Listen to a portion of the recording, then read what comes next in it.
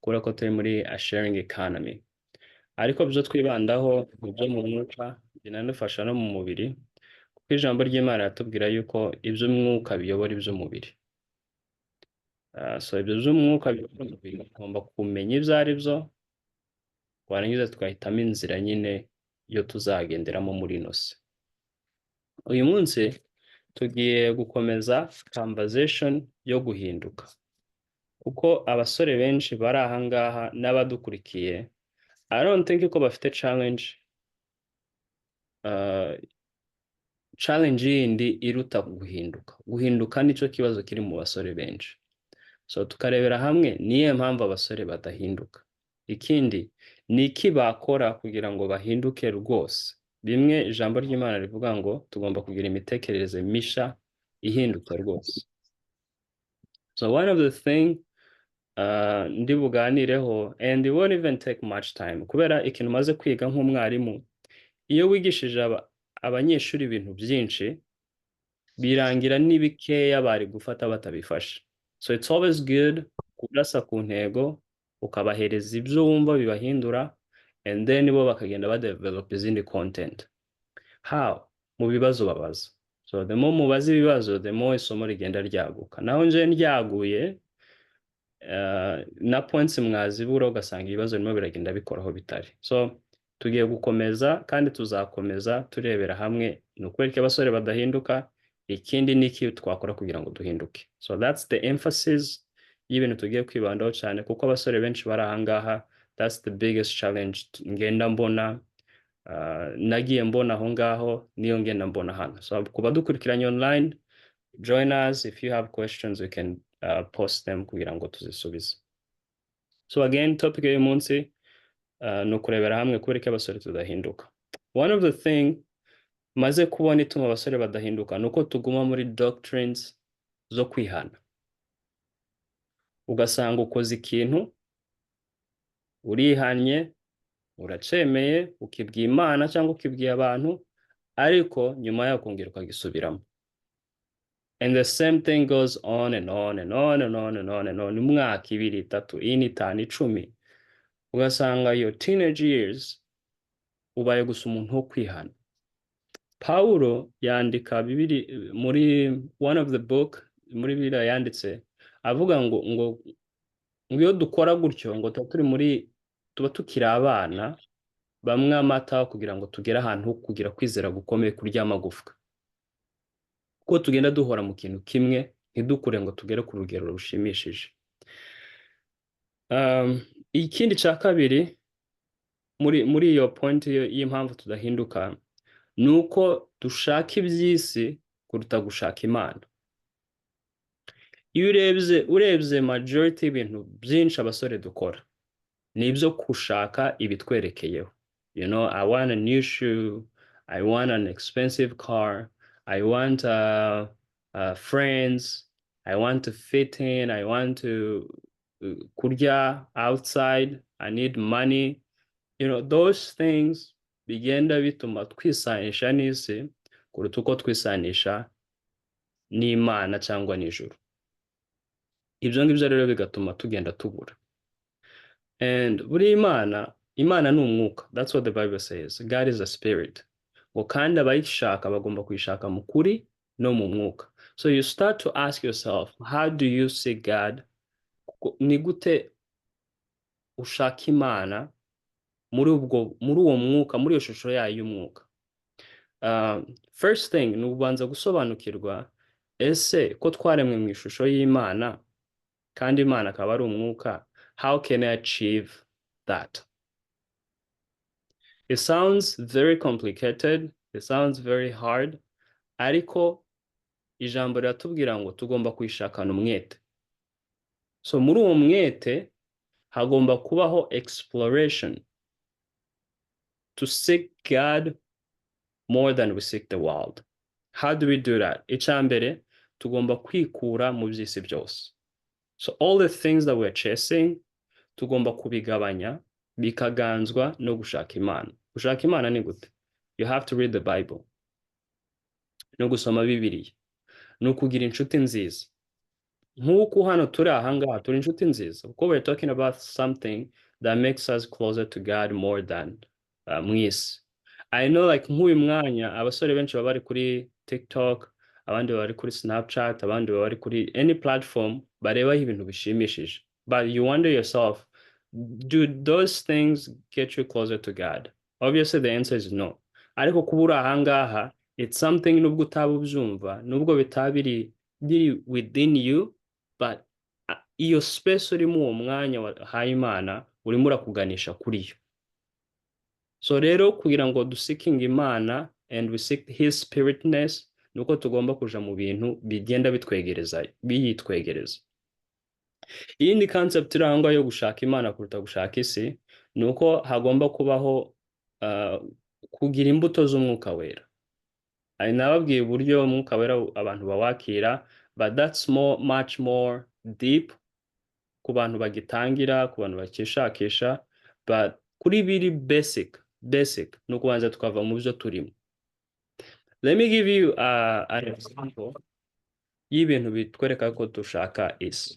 Like right now, none ahangaha ugiye muri phone yawe ukaja muri history, yaba ari kuri Google, yaba ari kuri izindi platform zose, I can guarantee ko majority y'abantu bari ahangaha abadukurikiye ushobora gusanga ibintu by'Imana ari bikeya cyane.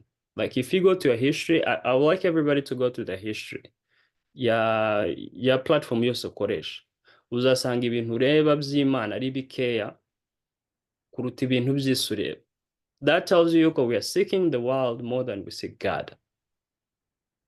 Kuko Imana igomba kuba iya mbere mu bintu byose dukora. If I'm on social media, God has to be first. If I'm spending more time mu bintu bitari iby'Imana byo gushimisha amarangamutima yanjye, ubwo no kuvuga ngo ndi muri ya nzira yo gushaka isi kuruta uko nshaka Imana. I hope yuko birimo making a sense. And ikindi nuko you know the kind of thing you watch. From you get online, if I ask anybody ibintu ajya scrolling areba, and then nkamubaza ati nihe ujya uhagarara iminota myinshi? Is it ibintu by'Imana? Ubwo now I'm focusing more kuri abantu bavuga ati when I'm online mba ndimo ndareba ibintu by'Imana. Okay. Ukibaza now how much time do you spend ku bintu by'Imana kuruta iby'isi? Ugiye kuri Instagram, kuri zino video z'ama reels, ura scrolling down, cyangwa kuri TikTok, nimba urebye video y'isi iminota 3, Imana ukayireba amasegonda, kwa kundi ubona imirongo ya mbere, and then ukahita scrolling to the next video. So that tells you ko your heart, your mind, your soul is more interested in ibintu by'isi kuruta uko yaba interested in ibintu by'Imana. Muri church, when you attend church service, nimba ku attendinga, it's okay, ntacyo bitwaye kuko everybody goes to church. Tweze muri community yacu tubona ko turi abakristo kubera twatendinga church, kubera ko twabatije. But then if we go deeper yo kureba ese duseekinga Imana cyangwa duseekinga isi, ibiri mu isi, muri church hari gishobora kuba urimo, by your attention, your mind, it's not in the church, ntabwo iri muri church, iri ahandi hantu. Ubwo ibyo biba bikubwiye yuko your mind, your soul, your body would rather go to that place urimo uratekereza kuruta aho ngaho uri. And that tells you yuko ico ngicyo kitwereka ko abasore tudashaka Imana, tudakunda Imana, ahubwo dukunda ibintu by'isi.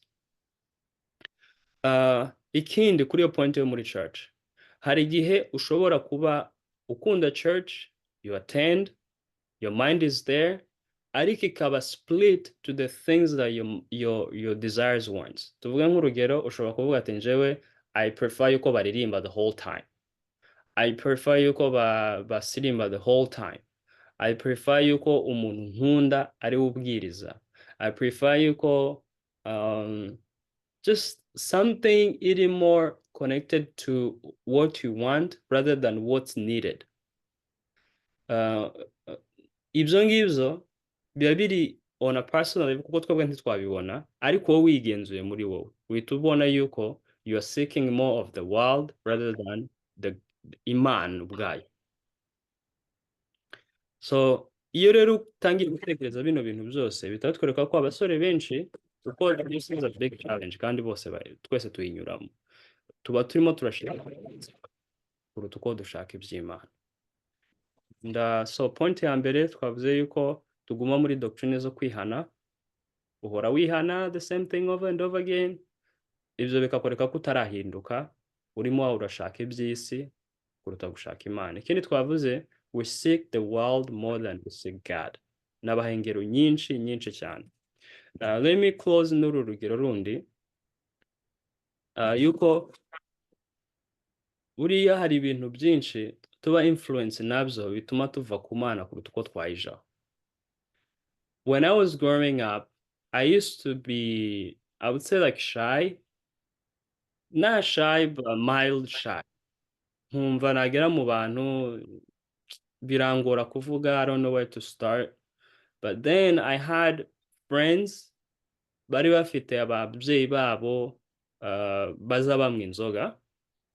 And one thing I've learned about people who drink, ni abantu bari very charismatic. Like they're very open-minded, ni abantu baganira ibintu byose, ni abantu bishimye. And as kids, we would want to attract to who they are. Turashaka kuba nkuko bari. You know, I want to be like that person uza hano and everybody wants to talk to them. I want to be friends n'uyu muntu uza akanyisanzuraho and I feel like they can be my dad, they can be my izira feelings zose ugira uhuye n'umuntu wiyumvamo. But then ntubone yuko the problem ituma ameze gutyo ni ikintu aba yishizemo. There's something that is driving him. Icyo kintu kirimo kiramudrivinga, nimba uri akubere role model uzending up ubaye nkawe. Numara gukura nibwo uzasobanukirwa, oh my God, kumbi yari yaragiye mu bintu bibi aba ari byo bimuzanira ibyo yitirira ko ari byiza, but deep down mu mutima wiwe akaba yarabuze amahoro because he has maybe issues with the family, with the wife, with the kids. Araza wenda akabakubita, you know, in Africa abantu cyangwa wenda akazagwa muri mutaro, abantu bawe muri Kenya biriya byo biza bitwara amazi akaza kigwamo. So if they call that person ku ishuri wenda wakoze ikintu cyangwa bamutumye minerval, maybe akaza yasinze, ikaba embarrassment to you. Urumva that thing ubana nayo kuri wowe nk'umuntu ubana nawe, you know it's a problem. But to me who is far away, mbamona role model wanje kubera afite charismatic. So whatever win and take, win and lose niyo nyinshi ku bantu bamwegereye bamuzi nawe ubwiwe ariyizi, ariko twebwe tutamuzi tukabona yuko ari okay. So what am I trying to say here? We seek the world thinking yuko harimo ibisubizo byacu, but actually harimo ibintu bituzanira ibibazo byinshi kuruta uko byatuzanira ibisubizo. Ijambo ry'Imana tubwira ukuntu ngo ufite uwo mwana afite byose. So ni ukuvuga ngo udafite uwo mwana ashobora kuba afite byose ariko adafite amahoro, ashobora kuba afite byose ariko adafite ibyishimo, ashobora kuba afite byose ariko abuze the real thing akeneye mu buzima bwiwe. And there's so many examples twagenderaho, but I won't go into it kuko I think ko murimo murasobanukirwa point yuko icyambere ibintu byose ndimo ndababwira nibyo bituzanisha kuri point yuko youth, abasore benshi, we're not seeking God, but we're seeking the world. Ntabwo dukunda Imana, dukunda ibyo Imana iduhereza. You want the things Imana iduhereza, imigisha, inshuti, igikundiro, ariko ntidushaka Imana ubwayo. Kandi irimo iratubwira ngo nje munshake, like seek me with all your heart, with all your mind. Ibindi byose mukeneye nzabibongerera. So now as it's more like we want the things udusezeranya, but wowe uri too much. You're so restrictive. Tukeneye twambara uko dushaka, tukeneye twitwara uko dushaka. So twebwe duhereza ibyo ngibyo, wowe ugumane ibyo byawe. And that's how kids start. So icyo nababwira, tugomba gushaka Imana umutima wacu wose ariko zikaduhindura. So rero niki tugomba gukora? Icyambere, we need to be holy because God is holy. Tugomba kwera kuko Imana irejejwe. Cyo ni gikuru. Ukibaza rero how ni gute twabikora? First step, tugomba kwiyambura ibitari iby'Imana byose. Ibitari iby'Imana byose utekereza biri mu buzima bwawe bikuzanira guilt, bikuzanira kwihana, bimwe twavuze uhora wihana the same thing over and over again, ukabyiyambura. Warangiza ukaba umuntu uri simple. You have to live a simple life. A simple life iri based ku ijambo ry'Imana. Abantu benshi batekereza yuko simple life ni ukwambara imyenda mikeya, which is, it could be true, ariko ushobora no kugira byinshi ukanabitanga. Like you get a lot of, tuvuge hari nk'abantu bakunda gutanga. I know a couple people bari very generous. Iyo babonye ibintu byinshi, they give away. Muri uko giving away, they get more. Ikaba process. Hakaba n'abandi bagaininga byinshi bakabigumana. So that selfishness niyo ituma rero tuhita dusubira kuri ya point twavuze yuko tudakunda Imana ahubwo dukunda ibyo yaduhaye. So we have to be simple. Mu mitekerereze, mu mivugire, mu myumvire, mu mirebere, just look at the things that are more desirable and good than bad. Let me give you this example. Kuri icyo kintu cyo kuba simple. Hari ibintu abantu batekereza yuko when you become complicated, when you have so much, that's when you are happy. But it's wrong. It's not true. Actually, when you have more, that's when you have a lot of responsibility. That's when you have a lot of stress. That's when kubera ko you want to take care of them. When I got here, I never used to have a car. When I bought a car, I needed to change oil, gukora oil change. That's a responsibility that I have to keep in mind. I had to pay insurance. That's also, I have to find work kugira ngo nishyure insurance. So urumva ko birimo biragenda bizana ibintu byinshi. But when we strip ibintu byinshi bitadufitiye akamaro, nk'urugero, why do I need 2 cars? Nimba mfite 2 cars, that's more responsibility. Mfite mu buzima bwanje. I need 1 car, numva nzashobora. Ari byo Imana itubwira ngo tunyurwe n'ibyo yaduhaye. Ikindi cya kabiri, if you have a lot of friends, warangiza ntukore ikintu nita filtering, kugenzura ese ninde ugufitiye akamaro mu buzima bwawe. Then ubwo no kuvuga ngo nimba wakira umuntu wese uzagira responsibility zo kubashimisha, uzagira responsibility zo kubaba hafi, and you're one person, you can't do it. Ntabwo wabishobora. So biba bisaba ngo utore bamwe b'ingenzi bazagira ikintu bahindura mu buzima bwawe. For example, nkanje I'm more mainly focusing kuri areas z'ubuzima, nkagenda ntora abantu bazamfasha. Nk'urugero, in my spiritual life, I have to have a spiritual father, a spiritual friend, a spiritual guardian, a spiritual, urumva ko ndimo ndagenda ngira level ziri mu mwuka z'ibintu bizamfasha, and bakaba muri domain zose. Bashobora kuba muri domain y'ibintu bya finances. The people who teach ibintu by'Imana biri based kuri finances. So you have to have that friend. Umenye se Imana n'ikivuga ku bintu by'amafaranga. Hari abantu bigisha hejuru y'inshuti, ariko ziri godly, ukagenda ukaba close kuri bo. But iyo ngiyo isaba research, isaba gushyiramo umwanya ukabyiga kugira ngo bifate neza. N'izindi areas nyinshi, health, ukuntu ugomba kurya, abigisha hejuru ya Daniel plan, nka Rick Warren afite iyo programme.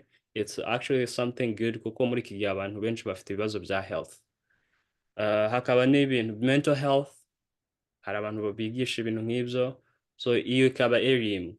Hakajaho noneho n'izindi area nyinshi wenda ku bantu nka Aimable ufite umuryango, he has to have somebody who can teach him as a good friend, uzaba inshuti yo mu bintu bya family. Bakajya baganira gutyo.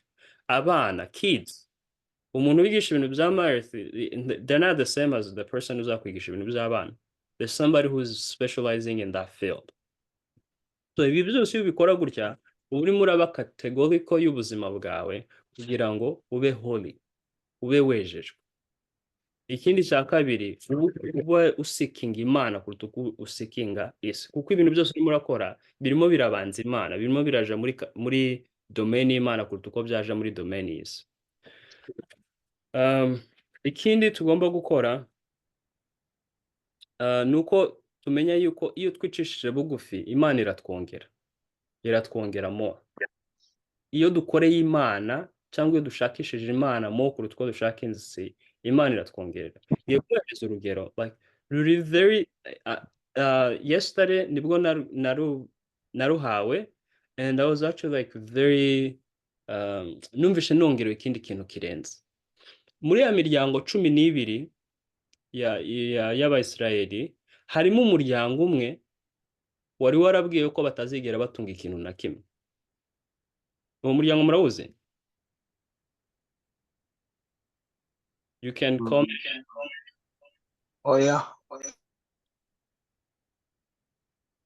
Uwo muryango murawuzi?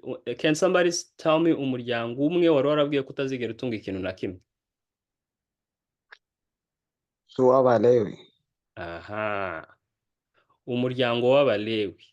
Ariko ijambo rikavuga ngo nibo bazatunga byinshi kuruta ya miryango yindi yararahawe ubundi butunzi. Kuko Imana yagiye ibahereza ibintu biri buri muryango wagiye bahereza ibintu byabo bazakora n'ibyo bazakuramo, ariko igeze ku Balewi babwira ati mwebwe nta mutungo muzagira, nta bintu muzagira, ariko ni mwebwe muzakira kuruta abandi bose.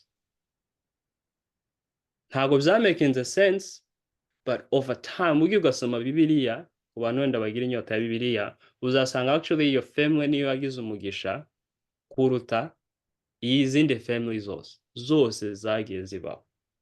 Kuko icya mbere isoko yabo yari Imana, kandi Imana niyo ifite byose. So urebye muri iyo perspective ni ukuvuga bari bakize kurusha abandi. Ikindi kigira kabiri, they never used, okay, ntabwo ndimo ndadvocatinga kuba lazy or anything, kuko nabo barakoraga basolvingaga ibibazo by'abantu, but they used to make money through the people basolvingaga ibibazo byabo.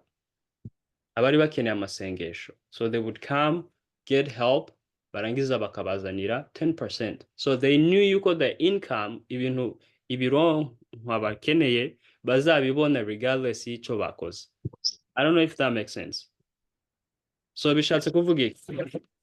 Iyo wikunze Imana ikaba nini mu buzima bwawe, ikiyambura bya byose ibitari iby'Imana, warangiza ukaba simple.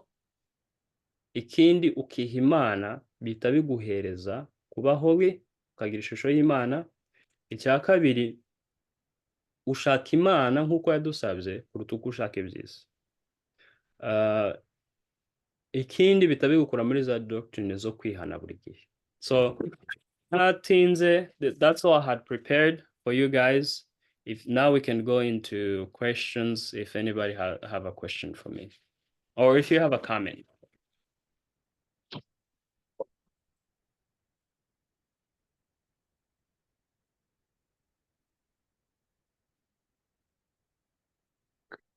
Okay, thank you. Last time nakurikiye session nyine mwari mwakoze, and then apologizing kubera ko my responsibilities nguko wari ubivuze sometimes zirantwara nkibagirwa, ubu narinze gusetinga alarm yo kuzaza inyibutsa ko it's time ya class. So apologizing kubera ko nari maze iminsi nsa naho wenda ntaboneka, ariko I need this more. Ikibazo cya mbere mfite kiri based kuri topic ibyo mwarimo muri viewing last time byabaye muri anyway. Ndashimira mwarimu wacu cyane, Imana iguhe umugisha mwinshi, n'abana batendinze muri Australia, like banakomeje no gukora follow up. Imana ibahe umugisha namwe rwose. Ndatekereza ko hari ikintu Imana irimo ikora kinini kandi kizoservinga our community muri future.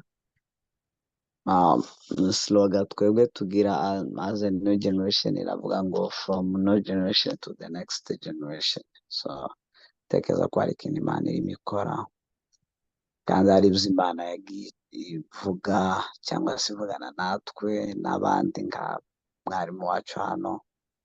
Ntekereza ko turi muri periode, wenda naheraho nkora comment ntoya nkabaza ikibazo.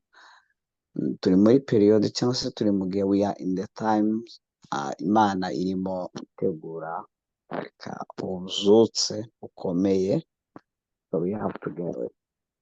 Ndose mwari arimo kubwira haba imana buriya hari igihe imana izivuga ibintu abantu bagatekereza ko bizaba ku bandi bo batarimo, ariko iyo urimo utekereza ukavuga ati I'm ready for these promises, nabyo ubwabyo bigusetingamo discipline itandukanye n'ibyo wowe utekereza, ko biba bigusaba ko you have to be more focused ku bintu by'imana kugira ngo imana ikwizere izakugire one of the people that will be used muri yo.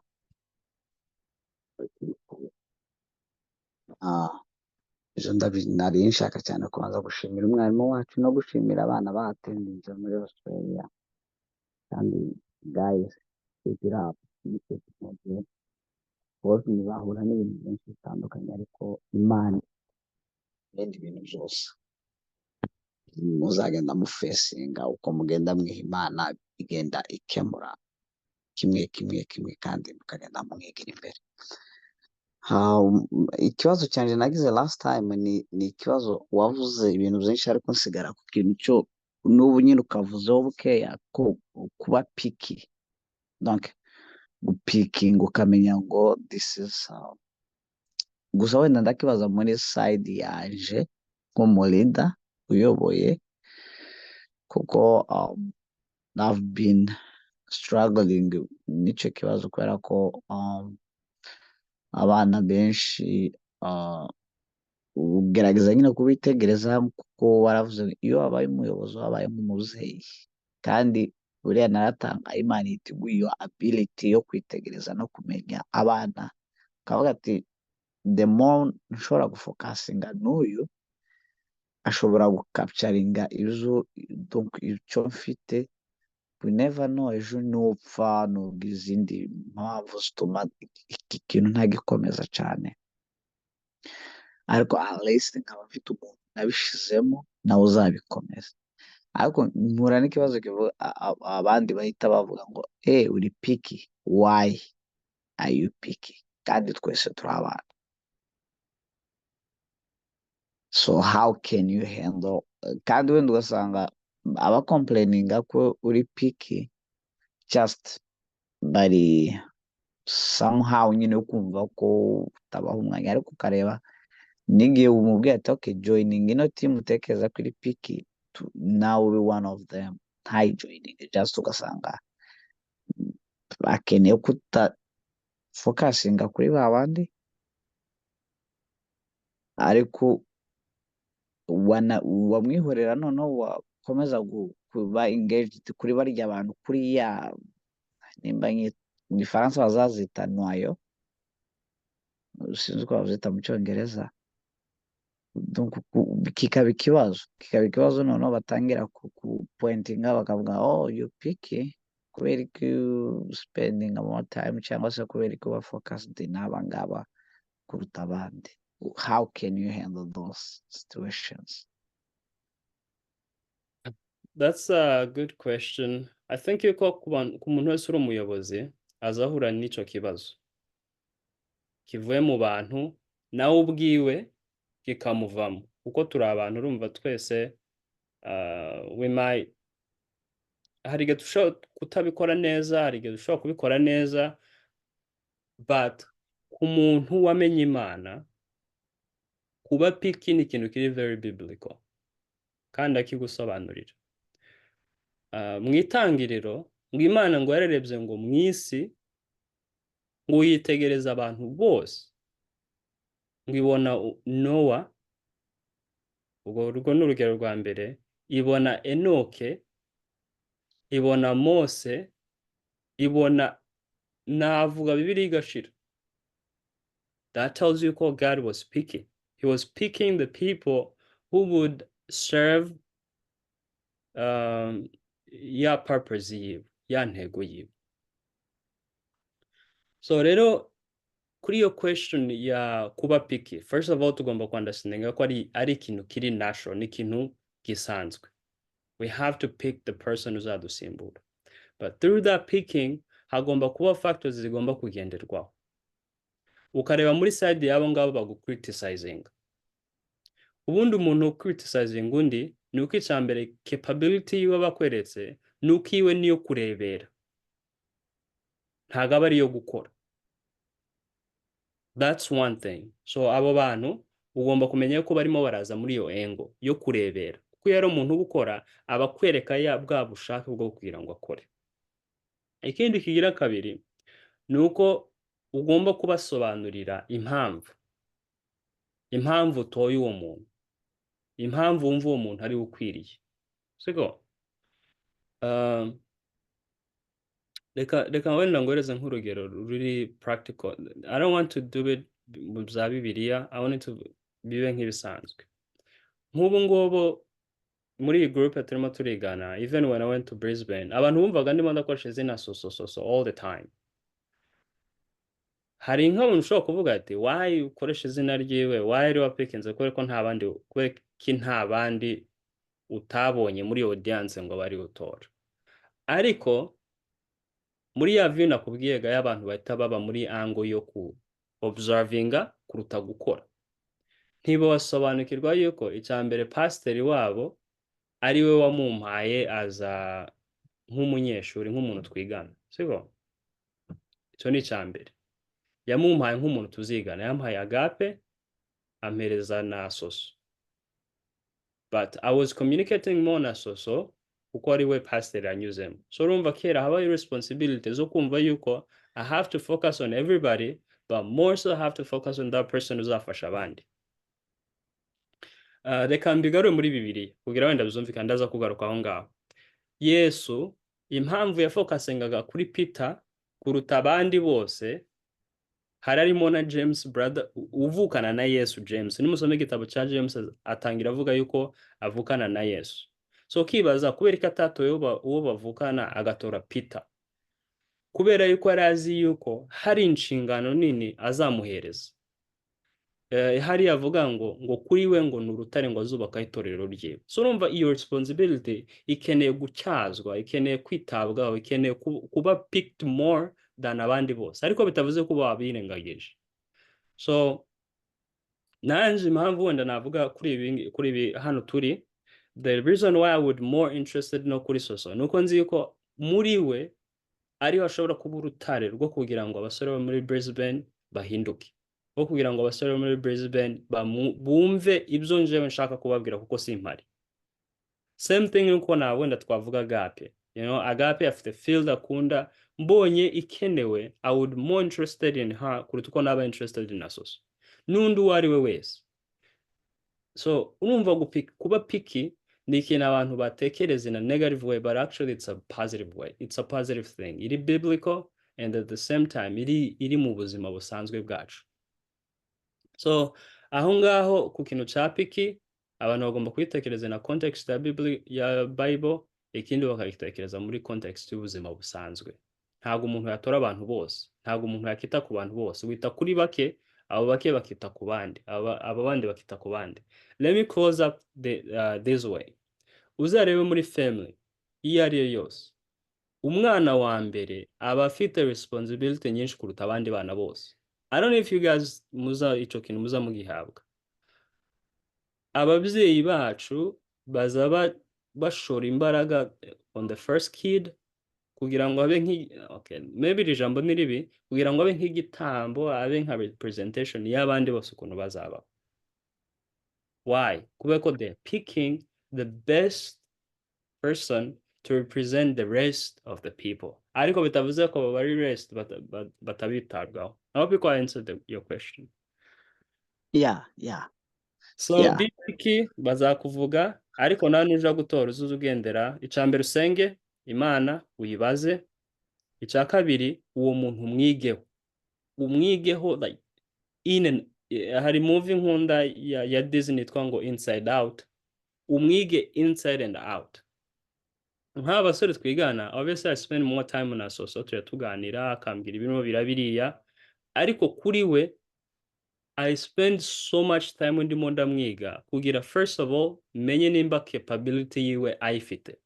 It's not about ngo duhuye Sunday gusa, it's not about ngo duhuye Saturday gusa tugiye kwiga, it's about every day. every single day, every minute.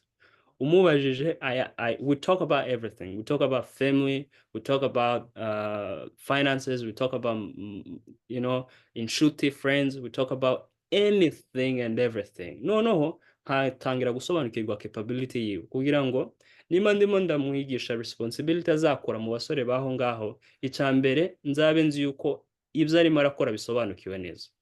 Icya kabiri mbe nzi ko azabikora neza. Icya gatatu mbe nzi ko ari umwizerwa mu ijambo ry'Imana ndetse no mu bindi bintu byose. So kuba picky ni okay ariko bisaba effort nyinshi. Okay.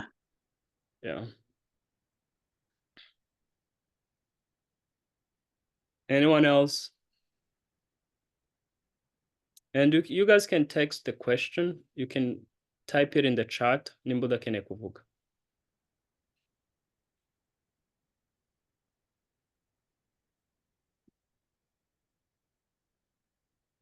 nanjye mfite ikibazo.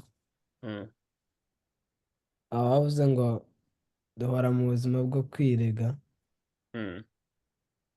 So my question is, nje kuri nje nyumva nkaho kwirega bihoraho kuko like uba ucayinga kwiyeza imbere y'Imana.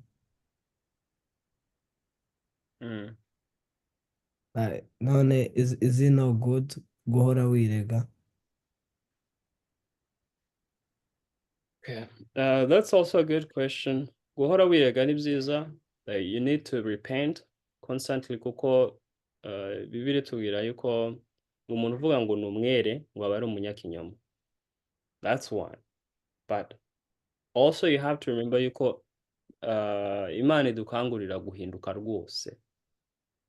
Tukagira mu kigero ngo gishimishije. Ico kigero ni iki?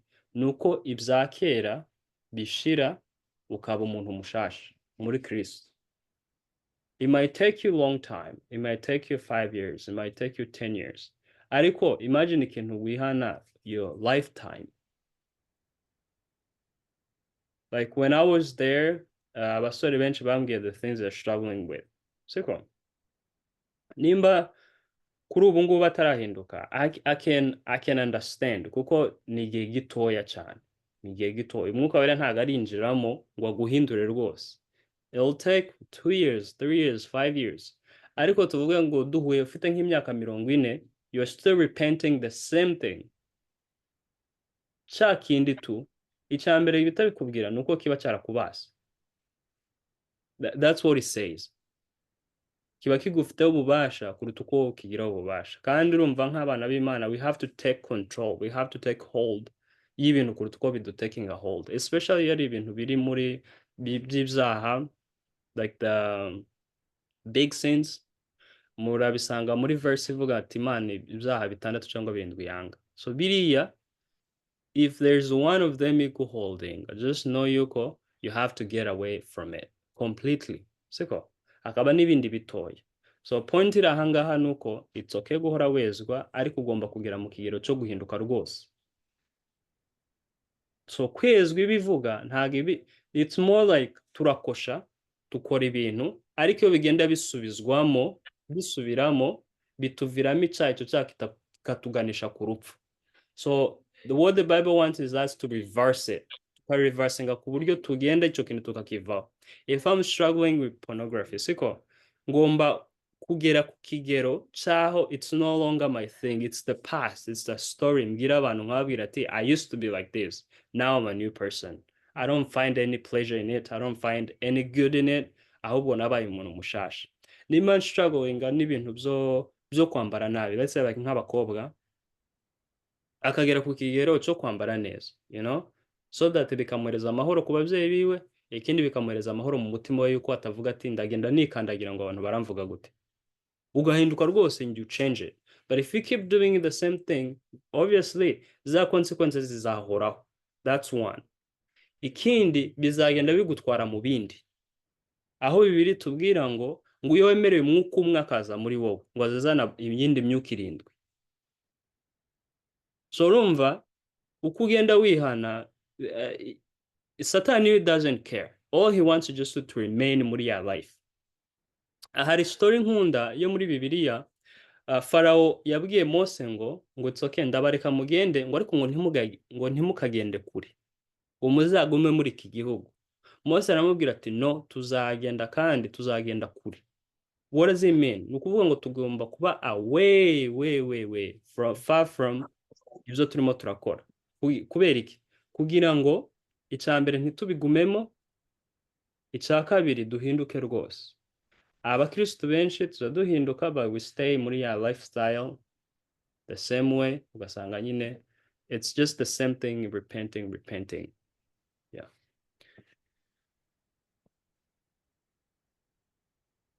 I hope yuko there was an answer muri ibyo story byose nteye. Sometimes I tend to go on and on and on and on.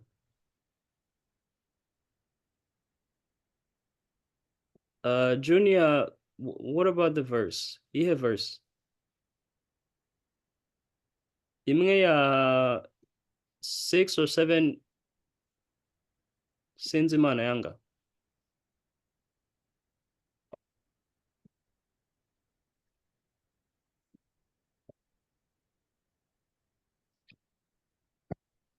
Yeah, you can type in there. No, that nyekubwira.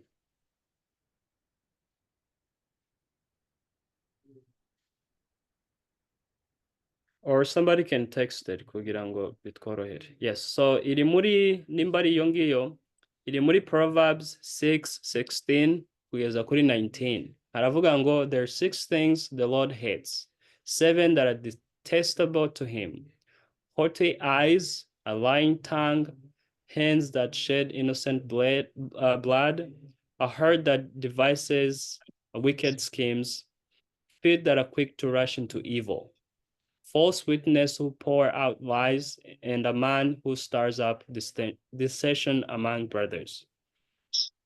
So, haughty eyes ni amaso y'ubwibone, pride, kugira pride muri wowe, ukumva ko ibintu byose ubishoboye. Nk'abasore turi abantu bari so energetic ku buryo twumva ibintu byose twabikora, but tukirengagiza ijambo ritubwira yuko si ku bwacu ngo twigire. Kera aho ngaho uba uvuye mu bushake bw'Imana. Icya kabiri, ururimi rubesha. Youth were the people who we lie a lot kugira ngo tugire ibintu bidushimisha. For example, I can lie to my parents yuko nagiye gusura inshuti zanje kandi wenda nagiye kureba umupira or nagiye gukora ikintu kiri bad. Nshobora kubeshera inshuti yanje so that I can save myself ku ishuri. Hands that shed innocent blood. Wenda ibyo ngibyo abasore benshi ntibabibamo, ariko nk'aba ngaba bafite imbunda barasana because they want to buy weed or something. Kera abo ngaba bagiye muri iyo ka ya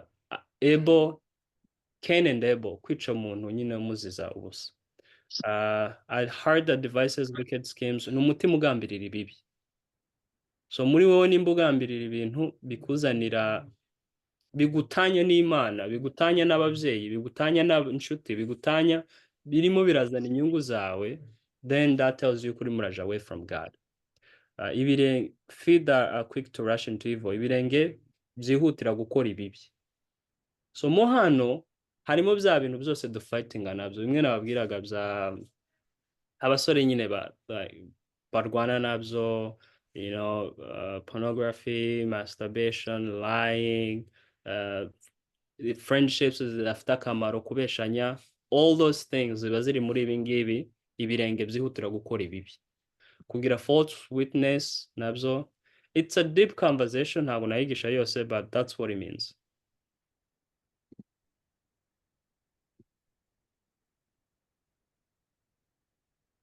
Anyone else?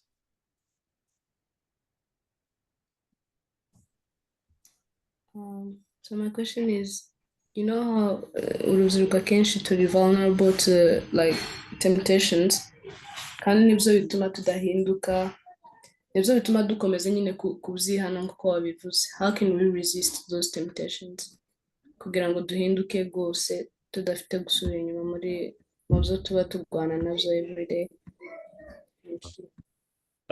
Icya mbere ni ukumenya ahantu ugirira imbaraga nkeya ukahava.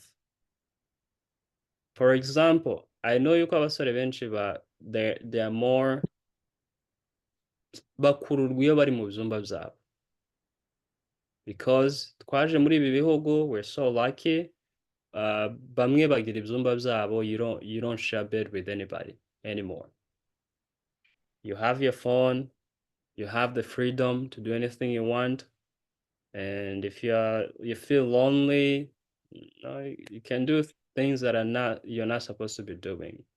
Ikindi ni ukugira access, like let's say you have access to money when you don't have the capability yo kuzikoresha neza. Nk'umuntu uri 20 aba ataragira responsibility nyinshi, so nimba ukora part time or full time, ku bantu bakora full time, all the money you gain, it has to be spent somewhere.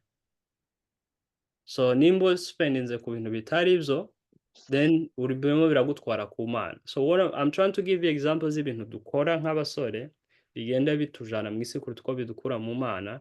Icyo twakora rero ni uko we have to find a solution for it. Nk'urugero, nimba ntashe, instead of being in my room, I can be with my siblings. Hano dufite abana batoya, sometimes we go to the park, sometimes we watch the movie muri salo, sometimes we go somewhere just tukawokinga. You know, all those are ways zo kugira ngo replacing that emptiness, ushiremo ikintu kiri actually gifite inyungu kuri wowe. So aho ngaho igisubizo nabahereza ni uko ugomba gusimbuza wa mwanya utuma uba vulnerable gukora ikintu kitari cyo, ukawushiramo ikindi. Njya nkunda kubwira abasore nkababwira ngo tugomba gukora ibyiza mu cyimbo cy'ibibi. So ufata ibyiza ukabisimbuza ahandi ukora ibibi ukabihashira, and you become good. It's a struggle, big struggle. It takes time, ariko birakunda.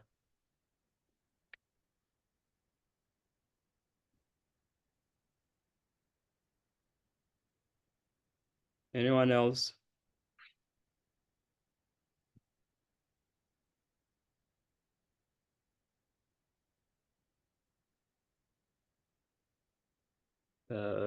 Okay.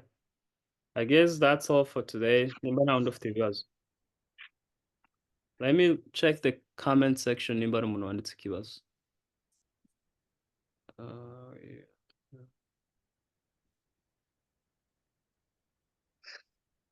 So mfite aga comment gatoya n'akabazo.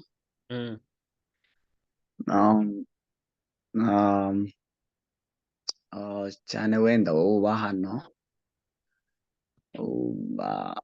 nshaka kuvuga, ndeka ntangire kwa comment. Buriya maze ku selecting ibintu nka bitatu maze kubona, not just even youth muri communities zacu ba struggling with more.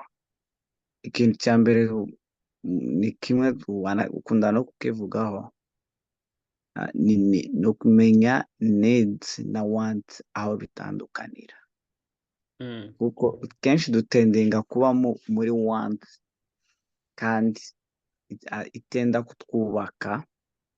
Instead ahubwo nkunda no kubibwira abana nyine tuba turi kumwe muri new generation, iyo wamaze kuba slave wa needs ikujana muri wants. Donc wants ziraza utiriwe unazishaka, kubera ko wamaze kumenya neza ibyo ushaka kuruta ibyo ukeneye.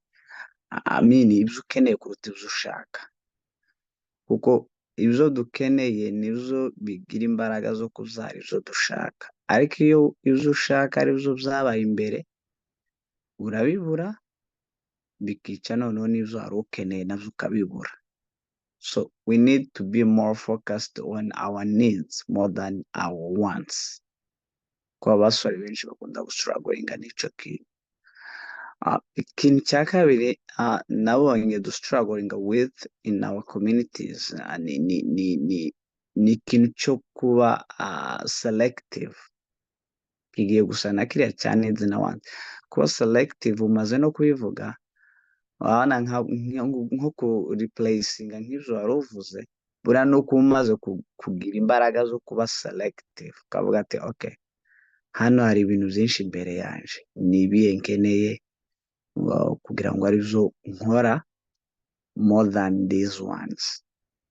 iyo wamaze kuba selective umenya ngo ndakora iki, biragufasha ku moving forward. Ariko iyo ubayeho ubuzima bukora gusa ikintu cyose kije, aba friends baje, you have to select.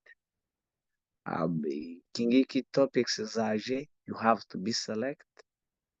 So ibi n'ibi byaje, ugomba kuba selective, ukaba umuntu uselectinga before you act, ukavuga ati okay, ibi ngibi ngiye gukora really nibyo nkeneye, birimo biranjana hehe, birimo biranyerekeza hehe, birimo biranganisha kuki. Even our goals, we have to select. Ni bizihe goals nshaka kugeraho, izo goals nshaka kugeraho ziramfasha, I mean, which ways do I have to take kugira ngo ngere kuri bino bintu nshaka. So ugomba kuba umuntu selectinga, kugira ko ni ikintu abantu maze kubona, not even urubyiruko gusa, n'abantu bacu bakuru ntabwo bazi kuba selective, ngo aselecting ibintu akeneye abishyire apart, ibyo adakeneye abireke. So icyo ni icya kabiri. Icya gatatu maze kubona kiri very big, not even just ku rubyiruko, no ku bantu bakuru, kugira commitment y'ikintu yenda gukora. Dufite ikibazo cy'uko umuntu aza atangira ibintu kandi nawe ubwibaza ko bimufitiye akamaro, ariko akananirwa kugira commitment y'ibyo bintu ngo abibemo. Donc ugasanga ni ibintu abijemo, arashusha ukagira ngo muri kumwe, bwaca ugashaka wa muntu aho yagiye ukamubura. Donc ubanze ube umenye ama needs yawe, uselecting ibintu byawe, numara uvuge ngo I have to be committed kuri ibi bintu kugeza ngeze kuri kucyo nshaka. Sinarezi, yes, commitment bisaba ko nyine hari ibintu wanga, ya majority y'aba friends bajya badukwega, ugomba kubabwira ko we waselectinze, hari ibintu wahisemo ugiye gukora, kandi bya bintu bakabikubonamo buri gihe. Let me give you an example. Umuntu umwe ngo yarihanye, ibyo ni ibintu byabaye hiya muri seri ntuyemo, nari ntarazi. Noneho ngo urabona yari afite nyine groupe bagenderamo, bagenda gusenga, abantu haba umunezero mwinshi, banywaga amatabi, banayafite no mu mufuko. Umwe muri bo aravuga ati aho nakozweho, reka ngende kwihana. Aba barambwira ati reka ibyo bintu. Arambwira ati no, njyewe nakijijwe, umuntu bashaka kuja kwihana, kandi ningenda kwihana ndatwara na rino tabi mfite mu mufuko, ngende ndiheze pasiteri publicly mu bantu mu ikanisa, mve muri ibi. Aba barambwira ati okay, niba uhisemo kwihana, reka gutwara iryo tabi, rizane turi kubikiye, you never know, ushobora kuva hano mu ikanisa wumva ukeneye itabi, ntabwo tuguha iryacu, ugomba turagusubiza iryawe. Barabwiye bamubikiye ati okay, reka ndibaha, araribahaye, aragiye arihana. Ibyo ni ibintu byabaye, ntabwo ari sinari story yo gusoma mu gitabo, byabaye. Aragiye arihanye, aragarutse, baratashe n'abantu. Abarambwira ati wihanye, ntabwo uzasubira. Okay, niwumva ukeneye kandi gusubira ku gatabi kawe twari kubikiye, ntawe uguha kuryacu, niko twakubwiye. You know what happened? Ends up asubiye kunywa itabi no gusubira mu bintu by'inzoga. Ambwira ati reba amakosa rero wari ugiye gukora yo guta itabi ryawe cyangwa kuritanga, ubu ngubu wajyari kugukostinga andi mafaranga kugira ngo ugure irindi, cyangwa wari kudusaba tukakwima. Rero twari kubikingira rifate. Sicyo nendaga kuvuga niki, ugomba kuba committed, ukavuga ngo I change my ways, nobody will make me to go back ku bintu navuze ko ari bibi bitazusura gukora.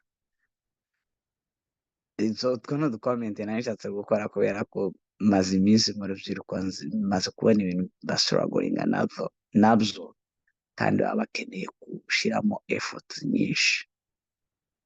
kandi n'igihindura abantu, ibyo ni one of the things zihindura za groupe nyine zigenda zitu influencinga negatively. Iyo wamaze iyo interestinze mu kintu yari azi ko wavuyemo, cyangwa muri groupe mwabanagamo ikora ibibi, akabona rimwe kabiri gatatu yakwirukanseho, wamunaniye rya kane, bihita bimuha message yo kugenda gutekereza, why my friend yahindutse at this point. No, of course, kubera ko no kubikora, iyo bitangiye kuzana positive result, biramuhindura, nta nubwo bigusaba effort nyinshi yo kuja kumubwira wowe, kwabona ko yakwirukanseho kandi akabona choices wakoze arizo nziza, zirimo zikuganisha, ziguhindura kuba umuntu mwiza more nawe yifuza, bihita bimuzana nawe akavuga ati okay, ndabona waramaramaje, nyereka nanje uburyo nshobora guhinduka. Ibyo rero ukabura mugaruye nawe umukuye muri iyo sako mbi aba arimo. Hanyuma ikibazo nashaka kubaza umwarimu wacu, nasibye ndasa nagisubijemo part, urabona, what can you advise our leaders, since wenda I'm sorry wenda ariko reka ngireke kubera ko kiri more focused ku leaders, kubera ko burya nacyitegerejemo nabonye ntabwo ari ikibazo cy'urubyiruko, ahubwo ni ikibazo cy'abayobozi. Reka ngireke wenda nanzake kubaza in box. Thank you. Nanze iyo topic ya leadership niyo ndanyifocusing kuko mu byo Imana yampaye harimo kwigisha no guhugura more bya leadership, ariko kubera ko nje ntari umupasiteri nta n'ibyo nteganya, I've partnered n'abandi babikora, nk'iriya peace plan program irimo focus ku leadership, imikorere n'imiyoborere mu itorero, ariko on a personal level y'ibyo maze kwiga, icyo ni ikintu tugomba guharanira nk'abasore.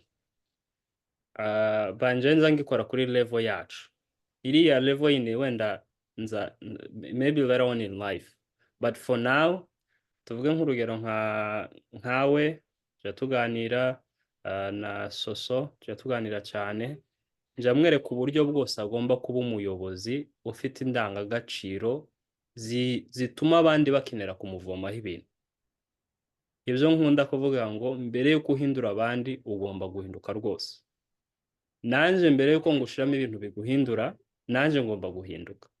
Ikindi, mbere yuko guhindura ngomba kubanza kumenya ese ni hehe ukeneye impinduka.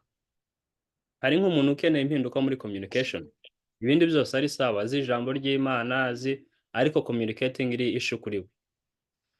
Hari umuntu ukeneye impinduka ya tuvuge y'ukuntu yitwararika mu bantu, ukuntu delivering a points, no, not communication, gutanga ya content afite. So muri uko kudeliver content, you have to find a way. Hari abantu bakunda comedy, you know, you have to find ukuntu utanga comedy ariko ntizibe too much ngo zive mu ijambo.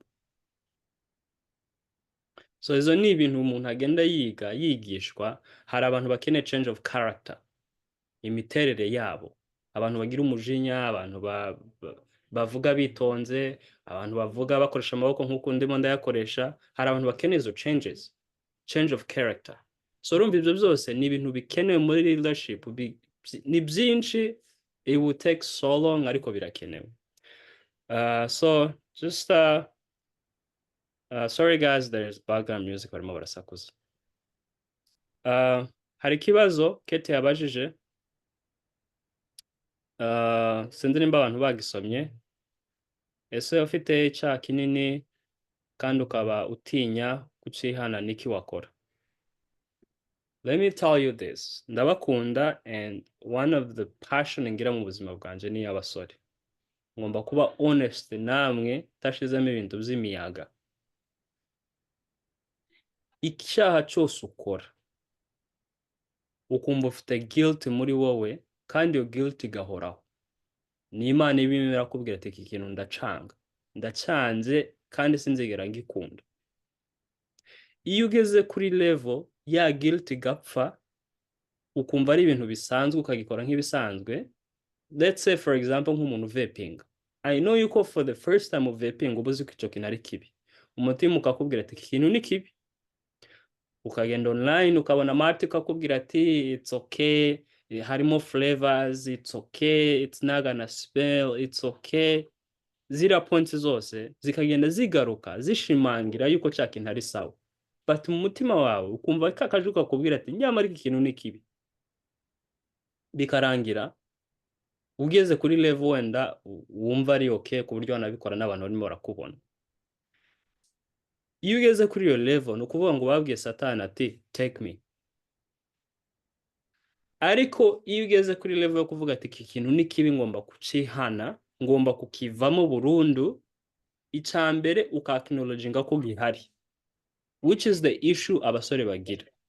Tugira ibyaha ariko ntabwo tube twakinologinga ko bihari, dushobora kubitaka, dushobora kubimaringa, dushobora kubivuga tukabisesereza ariko tuzi ko bihari. Iyo urimo urabisesereza icyo bita bikoreka yuko icyambere utaracemera ko ufite icyo cyaha. Icya kabiri uba utaragera kuri level yo guhinduka rwose ngo ukivemo. So ku basore bari aha ngaha badukurikiranye, nimba uri muri iyo situation yo kumva ko ikintu kikurimo, like you rather share na somebody ukakibwira umuntu but at the same time uratinya, icyo bikoreka yuko utaracemera ko ari icyaha, utaremera ko kikubasa. Kandi hano uzabimenyera nuko sometimes when you try to let it go birangira byongeye bikagaruka, kuko satani yemera kubwira ati wega naragufashe byararangiye, but at the same time you want to get out of it. Wagerageza kuva out of it, wavuga ati nimbwira uyu muntu wenda azamvuga, iryo jambo ryo kuvuga ngo azakuvuga ni satani yemera kubwira ati we bigumane, it's okay, you got it siko. Ariko iyo bitanze ukabwira ati mana ibi bintu ndabigwaye kuko I can't, ugahora n'inshuti yawe wenda yagufasha, bimwe navuze selective, utora abantu bazagufasha mu ngiro z'ubuzima, ukamubwira ati bro jewe iki kintu cyarananiye and I need help.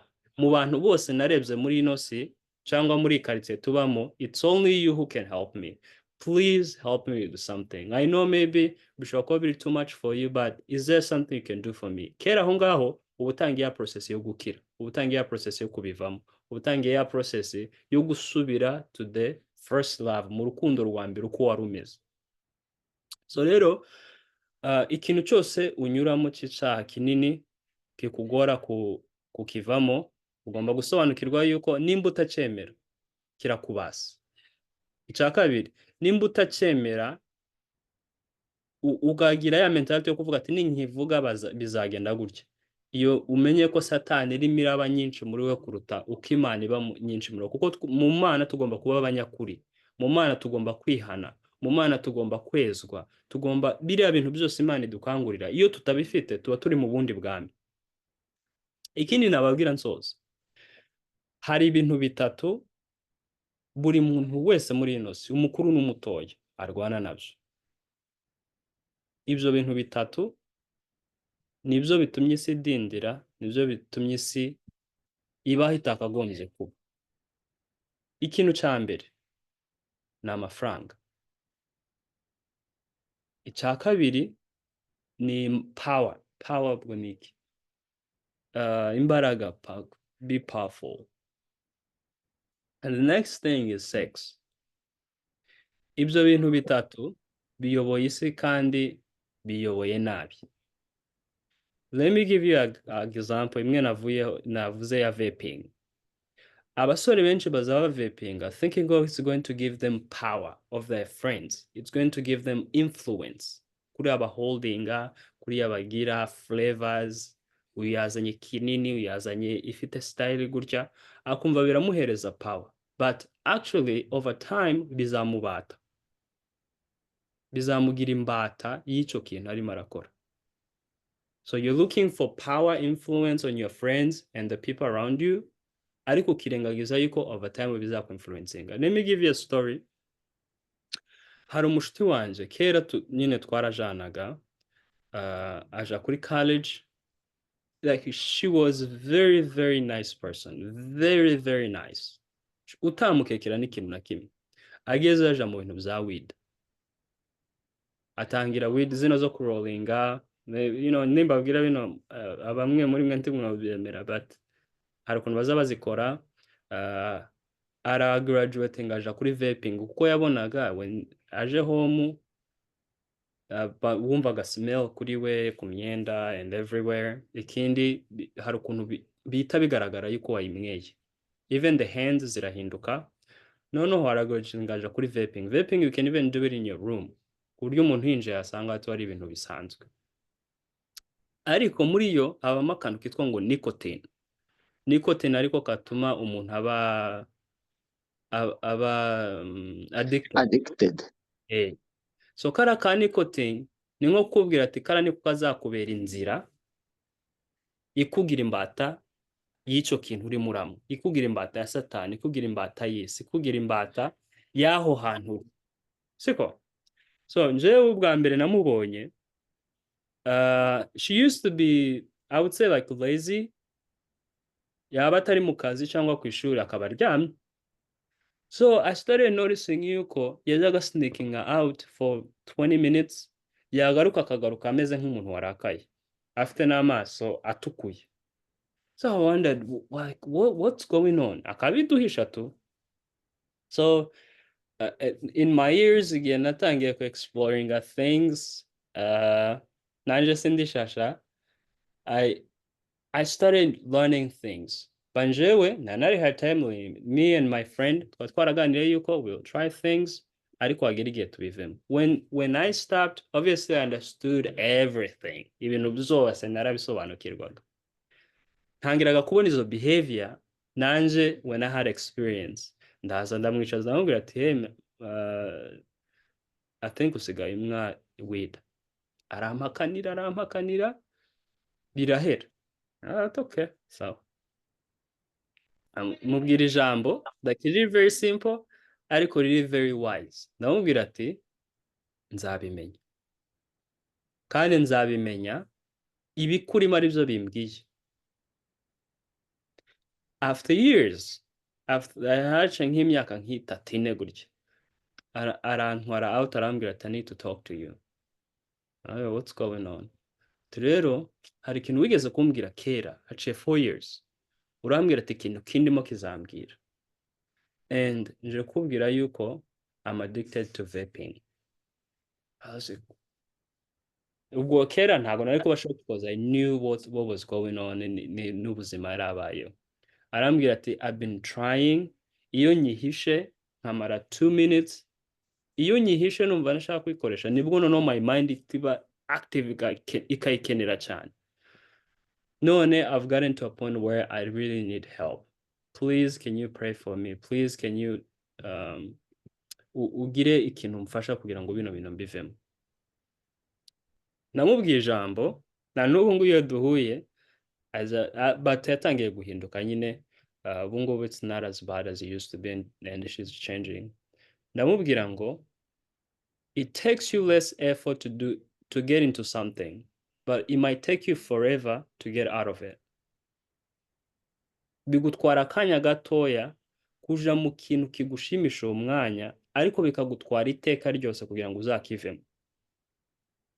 Niyo ukivuyemo ukagirirwa umugisha wo kukivamo, hari izo ngaruka ziba the next people around you, next people within you. Ndamubwira ati izo ngaruka rero iyo utazifashe ngo uzicountabilize uvuga ati I can bear these consequences, ubwo no kuvuga icyambere ubu utarakura, you need to grow ukagera kuri cyo kintu cyo kuvuga ati ikintu cyose ngiyemo nikizana ingaruka zose nzazirengera.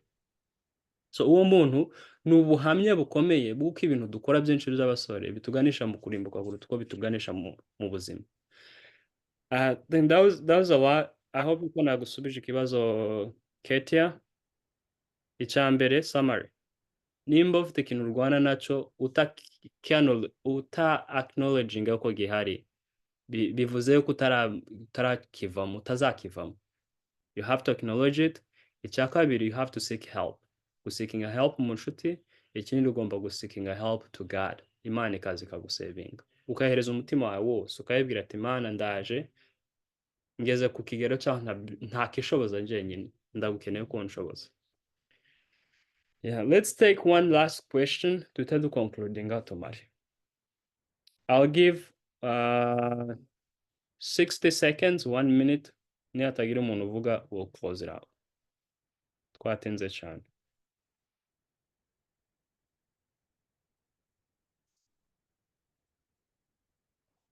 Anyone? You can text the question and you don't have to make it public. Wagira kuri tu ukagira izina ryanje gusa ukacandika kugira ngo wenda abandi batabibona.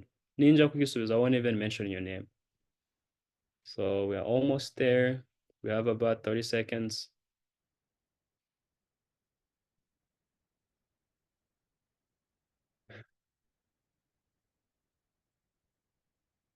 Some tips to changing.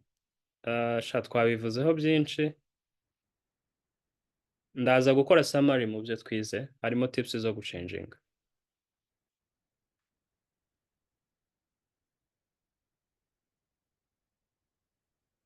Anyone else? We have 15 seconds.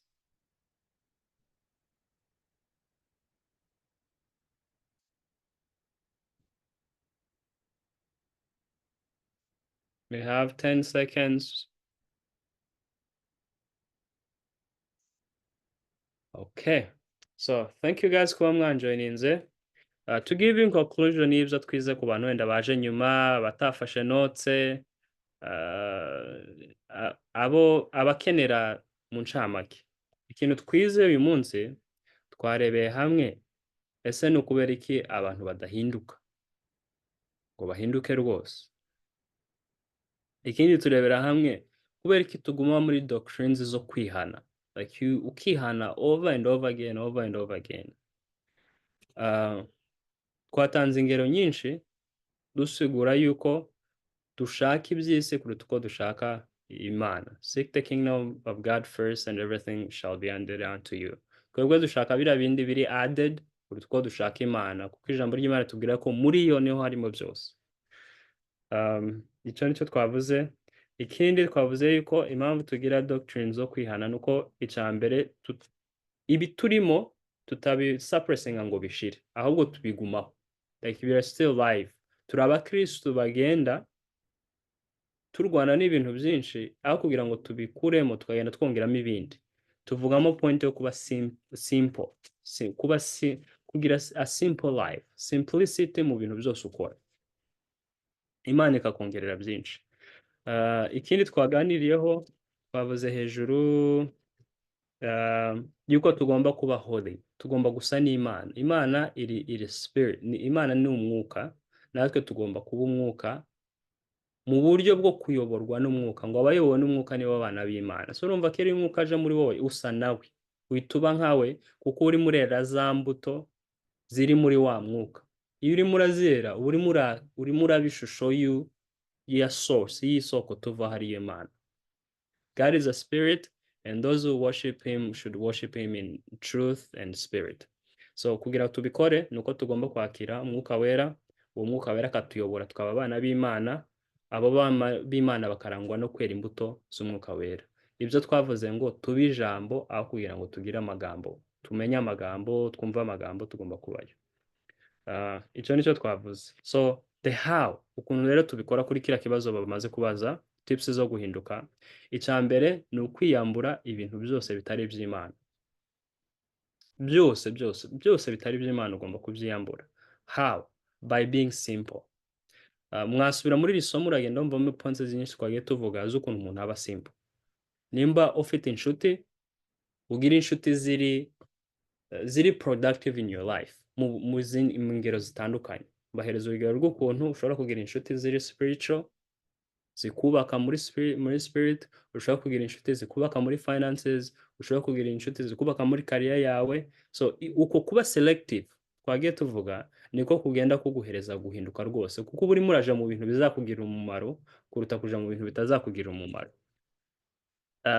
Ikindi twavuze nuko ugomba kumenya yuko muri uko kwicisha bugufi, muri uko kwemera kuba simple, Imana ahubwo ari bwo iguheramo umugisha. Dutanga urugero rw'ukuntu muri famille 12 Imana yatoranyije harimo umuryango umwe utari ufite byinshi mu bigaragarira abantu, but actually they had more than people think. Nibo bagira umugisha wo kugira imigisha irambye. Example nahereraho, do you know yuko Yesu ari umutambyi mukuru? Yesu niwe mutambyi mukuru. Noneho bakavuga bikatwereka ishusho yuko muri wa muryango ufite imigisha myinshi kuruta iy'abandi bahawe, uracariho kuko Yesu ni umutambyi uzahoraho. So nimba ari connected kuri ya family y'abatambyi, ni ukuvuga imigisha yose iracari kuri ya family y'ubutambyi. Ariko babandi bose bari bafite ngo kurwana, ngo bari bafite bari mighty warrior, iriya miryango bari bafite ibintu bigiye bitandukanye, byose ni nk'aho byashize. Byose ni nk'aho byashize, but wa wundi wa muryango umwe twabonaga nk'aho udafite ibintu, Imana yabwiye ngo ntimuzatunga amazu, ntimuzatunga iki, ariko nzaba umutungo wanyu. Uwo mutungo wabo n'ubu ngubu uracyariho. In spirit, that's treasure itagira ingano. Ariko mu buzima busanzwe tuba tuvuga ati ntabwo byumvikana. So ugomba guharanira kuba simple kugira ngo Imana igushyire mu kigero cyo kugira byinshi bitagaragarira abantu, kuko ubutunzi bwacu buri mu ijuru. That's all for today. I hope you wize isomo ryiza, and I hope you guys will come back next time. And I'm trying to figure a way y'ukuntu nzaza nakira ibibazo abantu bakaba anonymous. So nimba uzi platform twakoresha kugira ngo abantu baze bandika ibibazo, baze bandika comment, hatabayeho kumenwa ngo tumenye izina ryawe, please let me know. Ikindi, I'm working with Soso ukuntu twagira platform y'ukuntu abantu bazaba basharingaho ibibazo kugira ngo habeho tube active. So bear with me, tuzabigeraho kugira ngo I want to be personalizing iyi ministry ku muntu ku giti ciwe, ikindi tugire iya rusange. So without any further ado, thank you for your time ku bantu batujoininze online, thank you ku bantu babajije ibibazo, kandi thank you for the consistency murimo muragira, kandi I believe yuko tuzahinduka ku kigero gishimishije. So any word of closing, Agape na Soleil? I'm running out of breath. Please close. No itenye canceling. Ni just kugushimira wakoze cyane. God bless you for the answers they gave us. I think it was a nice session. Thank you so much. God bless you. Agape?